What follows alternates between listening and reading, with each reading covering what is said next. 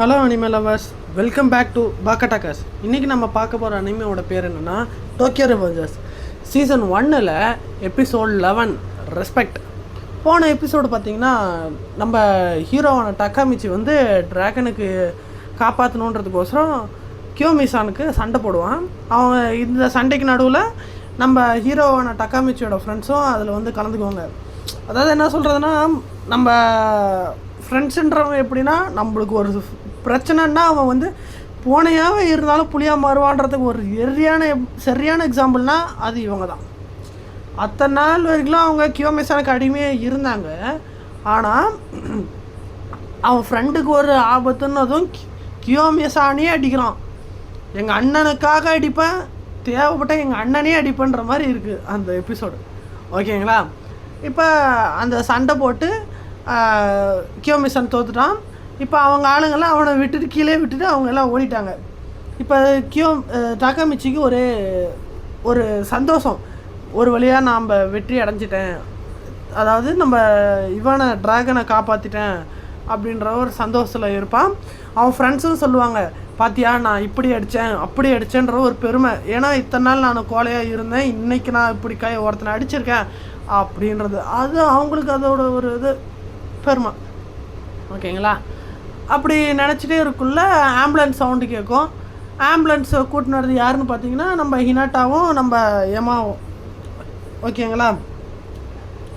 அப்படியே அந்த side cut பண்ணி பார்த்தீங்கன்னா டோமன் கேங்கில் இருக்கிறவங்க எல்லாருமே சண்டை போட்டு டயரில் இருப்பாங்க. மைக்கியும் ஹென்மாவும் மட்டும் நேருக்கு நேராக ஒத்த நின்றுப்பாங்க. ஹென்மா என்ன சொல்லுவான்னா, அடுத்த போற ஆரம்பிக்கிறதுக்கான ஒரு முன்னறிவிப்பு மாதிரி ஒரு சொல்லுவான்.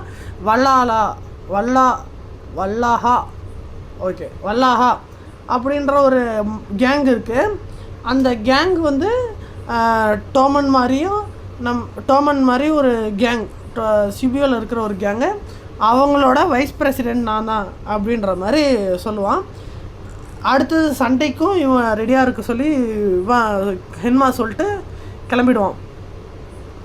அடுத்தது நம்ம ட்ராகனை பாதி வழியில் ஹாஸ்பிட்டலுக்கு கூட்டின்னு போகிற வழியில் கூட்டின்னு போயிட்டே இருப்பாங்க. அப்போ ட்ராகன் என்ன சொல்லுவான்னா, ரொம்ப நன்றி எல்லாத்துக்கும், மைக்கியை பார்த்துக்கோ அப்படின்வான். இந்த மைக்கியை பார்த்துக்கோன்ற ஒரு குறிப்பிட்ட வார்த்தைக்கு என்ன மீனிங்கிறது அப்படி கொஞ்சம் எபிசோடு முன்னாடி போய் பார்த்தீங்கன்னா தெரியும். அதாவது ட்ராகன் இருக்க வரைக்கும் மைக்கி எப்படி இருக்கான், ட்ராகன் இல்லாதப்போ ஃப்யூச்சரில் எப்படி இருக்கான் அப்படின்றத கம்பேர் பண்ணி பாருங்கள். அதுவும் இல்லாமல் அந்த ஹாஸ்பிட்டல், அதாவது பாச்சனோட கேர்ள் ஃப்ரெண்ட் அடிப்பட்டு இருக்கிற ஹாஸ்பிட்டலில் கூட எவ்வளோ தான் நம்ம மைக்கி கத்தினாலும் அவனை அமைதியாக இருந்து அவனை கட்டுப்படுத்தின ஒரே ஆள் நம்ம ட்ராகன் மட்டும்தான். ஓகேங்களா? அதனால தான் ட்ராகனுக்கு அவன் மேலே ஒரு அக்கறை, அவனை தனிப்பட்ட முறையில் நல்லாவே இது நிற்குவான். ஓகேங்களா? அடுத்தது நம்ம டக்காமிச்சியும் நான் பார்த்துக்கிறேன், உனக்கு ஒன்றும் ஆகாது அப்படின்ற மாதிரி பேசிகிட்டே இருக்குள்ள பார்த்தீங்கன்னா ஒரு கார்டியாக் அரெஸ்ட். ஏன்னா அவன் ஏற்கனவே அவனை கத்தியால் குத்திருக்காங்க. அதுவும் இல்லாமல் இப்போ அவனுக்கு ஒரு கார்டியாக் அரெஸ்ட்டும் வருது. கார்டியாக் அரெஸ்ட் ஆனதும் அவனும் டக்காமிச்சியும் பயந்துருவாங்க. அங்கே இருக்கிற டாக்டர்ஸும் ரொம்ப பதறி போய் அவனுக்கு ட்ரீட்மெண்ட் பண்ணிகிட்ருப்பாங்க. அப்படியே இந்த சைடு கட் பண்ணிவிட்டு ஓப்பன் பண்ணிங்கன்னா மைக்கி வந்து ஒரு பைக்கில் வேகமாக வரும். அந்த பைக்கை பற்றி நீங்கள் அடுத்த வர எபிசோடில் பார்ப்பீங்க, அடுத்தடுத்த வரதில் அப்போ நீங்கள் பார்ப்பீங்க. அந்த பைக் அவனுக்கு ரொம்ப ஃபேவரட்டான பைக், அவங்க அண்ணன் கொடுத்த பைக்கு முக்கியமாக. ஓகேங்களா? அந்த பைக்கோட ஸ்பீடு எப்படி அதில் அவங்க காட்டியிருப்பாங்கன்னா, அவன் இப்படி சைடு எடுத்து போகிற அந்த ஸ்பீடை வந்து அந்த லைட் ஸ்பீடில் போகிற மாதிரி அவங்க ஒரு ரெஃபரன்ஸ் வச்சு பண்ணியிருப்பாங்க. அந்த நீங்கள் எபிசோடை பார்த்தீங்கன்னா கரெக்டாக புரியும். ஓகேங்களா? அப்படி போயிட்டு அவன் வந்து ஹாஸ்பிட்டலில் சேர்த்துருவாங்க. ட்ராகனை சேர்த்துட்டு அவன் வந்து ஒரு எமர்ஜென்சி ரூமில் அவனுக்கு ஆப்ரேஷன் நடந்துகிட்ருக்கும். டக்காமிச்சி எல்லோரும் ஏக்கத்தோடு பார்ப்பாங்க, அவன் பழச்சிருவானா அப்படின்ற மாதிரி. யாருன்னா டக்காமிச்சியோட ஃப்ரெண்ட்ஸு, அப்புறமேட்டுக்கா எமா, ஹினாட்டா, இவங்க எல்லாம் பார்த்துட்டேக்குள்ளே மிட்சுயும் பேவும் வருவாங்க. ஓகேங்களா? அடுத்தது கொஞ்ச நேரத்தில் நம்ம மைக்கியும் வந்துடுவான். மைக்கி வந்து மற்றவங்க எல்லோரும் மூஞ்சிலுமே பதட்டம் தெரியும், ஆனால் நம்ம மைக்கியோட மூஞ்சில் மட்டும் பதட்டமே தெரியாது. ஓகேங்களா? அவன் வந்து ஆப்ரேஷன் ரூமுக்கு முன்னாடி நின்றுவான். அவனுக்கு ஒன்றும் ஆகாது, அதாவது ட்ராகன் என்றைக்கும் கொடுத்த வார்த்தையை காப்பாற்றுவான், அதாவது அவன் இந்த மாதிரி நிலமையில அவன் என்னை விட்டுட்டு போக மாட்டான் அப்படின்ற ஒரு சொல்லுவான். அதாவது அதுதான் அவங்களுக்குள்ளே இருக்கிற ஒரு நல்ல பாண்டிங்கே. அவன் எப்படியா இருந்தாலும் அவன் வருவான் அப்படின்ற ஒரு நம்பிக்கை அவனுக்குள்ளார மைக்கிக்குள்ளார இருக்குது. ஓகேங்களா? இப்போ அப்படி அவன் எல்லோரும் நினைக்கிறாங்க மைக்கி ரொம்ப ஸ்ட்ராங்காகி இருக்கான் அப்படின்றது. ஆக்சுவலாக அவன் அந்த இடத்துல கூலாக தான் ஆக்ட் ஆகியிருக்கான், கூலாக தான் ஆக்ட் பண்ணியிருக்கான். ஓகேங்களா? அடுத்தது டாக்டர் வெளியே வந்து இந்த மாதிரி ட்ராகனுக்கு எதுவும் இல்லை, நல்லா தான் இருக்கான் அப்படின்னு சொன்னதுமே எல்லாருமே சந்தோஷத்தில் துளி குதிச்சுட்டு இருப்பாங்க. அப்புறம் மைக்கையும் கொஞ்சம் நேரத்தில் காணும். அப்புறமேட்டுக்கா எல்லோரும் வெளியே போய் இந்த இதனெல்லாம் வெளியே போய் பேசிக்கலாம் அப்படி இங்கே ஹாஸ்பிட்டல்ன்றதுனால எல்லாம் வெளியே கிளம்ப போகக்குள்ள பே மட்டும் அங்கேயே நிற்பான். பே அங்கேயே நிற்கிறத பார்த்துட்டு டகாமிச்சி நிற்பான். பே சொல்லுவான், இதுக்கு எல்லோரையும் என்னால் வந்து மீட் பண்ண முடியாது, ஏன்னா இதுக்கு எல்லாத்துக்கும் காரணம் நான் தான் அப்படின்ற மாதிரி சொல்லுவான். அப்போ தான் ஒரு உண்மையே வெளியே வரும். இப்போ நம்ம கேங்கில் கூட நம்ம ஃப்ரெண்ட்ஸ் கேங்கில் ஒருத்தர் இருப்பான், எப்பயுமே சிடுமுஞ்சாக இருப்பான், திட்டுக்கிட்டே இருப்பான்.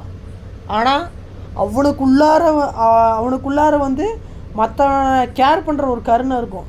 அந்த கேரக்டர் தான் நம்ம ட்ராகன். அவன் எவ்வளோ தான் ட்ராகன் உங்களுக்கு ஹார்ஷாக நடந்துக்கிட்டாலும் அவனோட நல்ல குணம் உண்மையாலுமே செம்மையாக இருக்கும் காட்டியிருப்பாங்க இந்த கேரக்டரில். அதாவது பாச்சென்னை முதல்ல அவன் வெளியே விடக்கூடாது அப்படின்றத சப்போர்ட் பண்ணதும் அவன் தான்.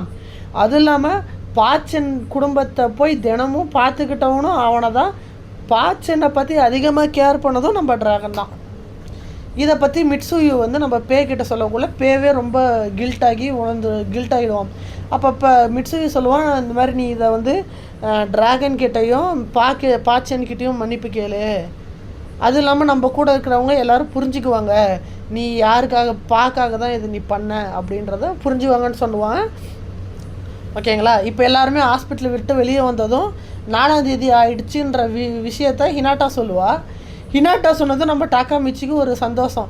ஏன்னா நான் இதுக்கு முன்னாடி பார்த்திங்கன்னா நவுட்டா என்ன சொல்லியிருப்போம், 3ஆம் தேதி ட்ராகன் இறந்துருவான் அப்படின்ற ஒரு மென்ஷன் பண்ணியிருப்பான். இப்போ 4ஆம் தேதி ஆயிடுச்சு.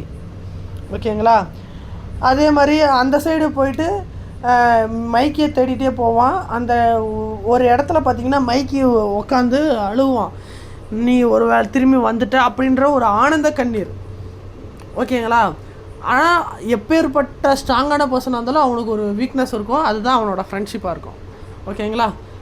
இப்போ அடுத்தது இந்த பிரச்சனைக்கு அப்புறம் ஒரு வாரம் கழித்து நம்ம டக்காமிச்சியோட தொல்லை தாங்கலை. என்னென்னா நம்மளால பெரிய வெயிட்டு கை மாதிரி சும்மா ரோட்டில் நடந்து போவார், கூலிங் கிளாஸ் என்ன, ஹேர் ஸ்டைல் என்ன, ட்ரெஸ்ஸிங் சென்ஸ் என்ன, டேங்கப்பா. ஆனால் ஜோக்கர் ஆட்டம் தான் இருப்பான். அப்படியே நம்ம ட்ராகனை போய் பார்க்கல, ட்ராகனே கேட்டுருவான், என்னடா ஜோக்கர் பைத்தியக்காரனாட்ட வந்திருக்க அப்படின்ற மாதிரி கேட்டுருவான். கேட்டு நீ இந்த மாதிரி சின்ன சின்ன சந்தோஷத்துக்கெல்லாம் சின்ன இதெல்லாம் பார்த்துட்டு ரொம்ப சந்தோஷப்படாத, இதெல்லாம் உனக்கு கம்மி அப்படின்ற மாதிரி சொல்லுவான். அப்புறமேட்டுக்கா ஒரு யூனிஃபார்ம் தருவான், டோமனோட ஒரு முக்கியமான யூனிஃபார்ம். எப்படி சொல்கிறதுனா மைக்கி ஃபஸ்ட்டு டோமன் ஆரம்பிக்கல அவனுக்குன்னு வாங்கின யூனிஃபார்ம் அதுதான். ஓகேங்களா? அந்த யூனிஃபார்மை ரொம்ப ப்ரீஷியஸ் அவனுக்கு. அவனோட வாழ்க்கையில் அவனோட பைக்கு ரொம்ப ப்ரீஷியஸ். ஏன்னா அவங்க அண்ணன் கொடுத்தது அந்த டோமன் ஷர்ட் வந்து அவனுக்கு ரொம்ப ப்ரீஷியஸ். ஏன்னா அவன் ஃபஸ்ட்டு யூஸ் பண்ண ஷர்ட்டு. அந்த மாதிரி அந்த ப்ரீஷியஸான திங்கை வந்து நம்ம டக்காமிச்சிக்கு தந்ததும் டக்காமிச்சி என்ன யோசிப்பானா, இதுக்கு ஒர்த்தா அப்படின்ற மாதிரி யோசிப்பான். அதுக்கு ஒர்த்தான்றதை நீ மேலே படுத்துனுங்கிற அவங்ககிட்டே போய் கேள்றா அப்படின்ற மாதிரி நம்ம ட்ராகன் சொல்லிவிடுவான். மேலே போய் ட்ராகன் நம்ம டக்காமிச்சி வந்து மைக்கியை பார்க்க போவான். மைக்கி மேலே படுத்துக்கிட்டு இருப்பான். நம்ம டக்காமிச்சி போய் கூப்பிட்டதுமே மைக்கி என்ன கேட்பானா, அதாவது ஹென்மா ஏன் இப்போ திடீர்னு வரணும், அவன் ஏன் கியோமிசான் குரூப்பை வச்சு ட்ராகனை கொலை பண்ண நினைக்கணும், இத்தனை பேர் நம்ம டோமன் குரூப்பில் இருக்கக்குள்ள ஏன் குறிப்பாக நான் ட்ராகனை மட்டும் அவன் கொலை பண்ணணும், ஏன் நம்ம டோமன் குரூப்புக்குள்ளாரே அவன் சண்டையை மூட்டணும்னு நினைக்கிறான் அப்படின்ற ஒரு மிஸ்ட்ரி இருக்குது. அதுவும் நீ எப்படி கரெக்டாக வந்து காப்பாற்றின அப்படின்ற மாதிரி கேட்பான். இதை கேட்டதும் நம்ம டக்காமிச்சி திருன்னு முழிப்பான், திருவிழாவில் காணாம போன புள்ளியாட்டம். ஓகேங்களா? இப்படி பார்த்துனே இருக்குள்ள நம்ம ட்ராகன் தான் அப்படி கேட்பான்னு பார்த்தா மைக்கியும் கேட்டுருவோம், என்னடா ஜோக்கர் பைத்தியாரனாட்ட வந்திருக்க அப்படின்ற மாதிரி கேட்டு, ரொம்ப நன்றி என்னை நீ ட்ராகனை காப்பாற்றினதுக்கு அப்படின்ற மாதிரி சொல்லுவான். அடுத்ததாக அது பேசி முடிச்சதுக்கப்புறம் மைக்கி இவன் டக்கமிச்சி என்ன பண்ணுவான்னா நவட்டோவை பார்க்க போவான். நவட்டோவை பார்த்து ஹேண்ட் ஷேக் பண்ணலான்னு போவான். அப்போ போகக்குள்ளே என்ன பண்ணால், ஏன்னா இதான் கடைசி நேரன்றதுனால நம்ம ஹினாட்டாவுக்கு ஒரு நெக்லஸ் வாங்கிட்டு போவான். நெக்லஸ் வாங்கிட்டு போய் அவளுக்கு கொடுப்பா. அவளும் ரொம்ப ஹாப்பி ஆகிடுவா. அப்புறமேட்டுக்கா ஹேண்ட் ஷேக் பண்ணுவான். திடீர்னு பார்த்தா வந்து அவன் வேலை செஞ்ச கடையிலேயே இருப்பான். ஏன்னா போன இதில் பார்த்திங்கன்னா நம்ம டக்கமிச்சி வந்து வேலையை விட்டு தூக்கிடுவாங்க, ஓகேங்களா. ஆனால் இந்த டைம் பார்த்திங்கன்னா வேலையில் இருக்கான். அது ரொம்ப பரபரப்பாயிடும். நான் என்ன கனவுல இருக்கிறேன்னான்னு பார்ப்பான். கையில் இருக்கிற அடிபட்டுறதை பார்த்துட்டு இல்லை நான் கனவுல இல்லை நினைவில் தான் இருக்கிறேன்றதை புரிஞ்சுக்குவான். அப்புறம் இந்த மாதிரி ஒரு அலாரம் வச்சுருப்பான். நான் ஹேர் ட்ரெஸ்ஸர், அதாவது ஹேர் கட் பண்ணுறவங்க நான் போய் பார்க்கணுன்றதுக்காக ஒரு அலாரம் வச்சுருப்பான். போய் பார்த்திங்கன்னா நம்ம அக்குன் அவன் தான் அங்கே இருப்பான், ஓகேங்களா. அவன் வந்து ஒரு ட்ரைனியாக இருப்பான். ஒரு குறிப்பிட்ட மாதத்துக்கு அப்புறம் அவனும் ஹேர் கட் பண்ண ட்ரை பண்ணி ஆரம்பிச்சிருவான் அப்படின்ற மாதிரி சொல்லுவாங்க. அடுத்தது ஒரு அன்னோன் நம்பர்லேருந்து கால் வருவான். யாருன்னு பார்த்தீங்கன்னா நம்ம நவட்டோ. அவன் தான் சொல்லுவான், இந்த மாதிரி ரெடியாரு ஹினாட்டாவை பார்க்க போகலாம், அவன் இன்னும் உயிரோடு தான் இருக்கான்றதா சொல்லுவான். இந்த எபிசோடை பற்றி உங்களோட கருத்து என்னென்ன? என்னோட ஒரு final moral of the story என்னென்னா, நண்பனுக்காக நிற்கிறவன் பக்காவாக நிற்கணும், ஸ்ட்ராங்காக இருக்கணும், ஓகே. நண்பனுக்காக எப்பேற்பட்ட பிரச்சனை வந்தால் நிற்கணும். இன்னொன்று, எப்பேற்பட்ட ஆளாக இருந்தாலும் நண்பனுக்காக ஒரு பிரச்சனைனா அவன் கண்டிப்பாக உடஞ்சிடும். இதுதான். ஓகே, அடுத்த எபிசோடில் பார்க்கலாம். பாய்.